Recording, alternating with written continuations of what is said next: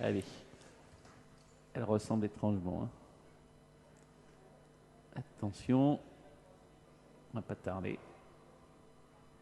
Alors, on va surveiller sur ce parcours très spécial des 1750 mètres le départ qui là est primordial.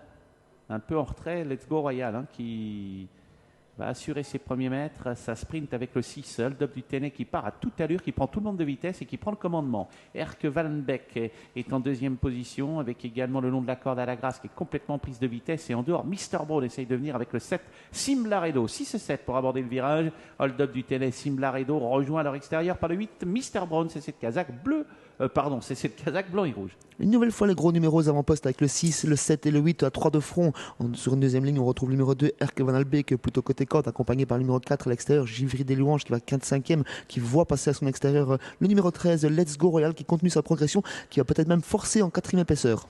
Oui, et les tribunes avec des chevaux qui vont 2 par 2, le 6 Hold Up du Tenay avec le 8 également Mr. Brown et puis une fusée maintenant, c'est Let's Go Royal qui a assuré ses premiers mètres et qui s'empare du commandement. Let's Go Royal est en tête, deuxième place occupée par le 8 Mr. Brown.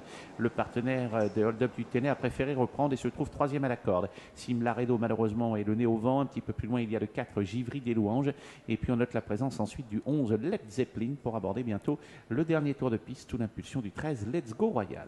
Il a été propulsé devant les tribunes par Nicolas aux avant-postes. Ce Let's Go Royal, il est quelque peu repris à présent. Son sillage, c'est Mr. Brown, 3e rang côté corde pour le favori qui est un petit peu englué dans le peloton. On s'est retiré avec le numéro 2, Erke Van Albeek, disqualifié pour allure. Il est toujours à 2 nez au vent avec le numéro 7, Simlaredo. L'animateur repart en tête de course. Il s'est décalé, le partenaire du 6 Hold Up du Tenay, et c'est bien joué tactiquement. C'est toujours le 13, Let's Go Royal qui mène. À son extérieur, Simlaredo dans le dos des premiers. Il y a le 8, Mr. Brown. Et regardez les ressources que possède Hold Up du Tenay. Pour le moment, ça devrait bien se passer, même s'il y a un cheval qui vient en dehors et qui l'enferme un peu, c'est le 4, Givry des Louanges. Le dernier tournant, Let's Go Royal en tête, en deuxième position, cherche le passage maintenant avec Hold Up du Tenay qui va foncer. Simlaredo est là, le 8, Mr. Brown n'est pas très loin. Regardez, Hold Up du Tenay qui se lance maintenant à la poursuite de Let's Go Royal et qui en moins de temps qu'il ne le faut pour le dire, vient pour le moment manger son adversaire si tout se passe bien. La phase finale, Let's Go Royal, Hold Up du Tenay de plus en plus fort en dehors avec le 8, Mr. Brown qui n'est pas très loin. On essaie de résister avec Let's Go Royal, mais Hold Up du Tenay se montre très entreprenant désormais. Hold Up du Tenay impressionnant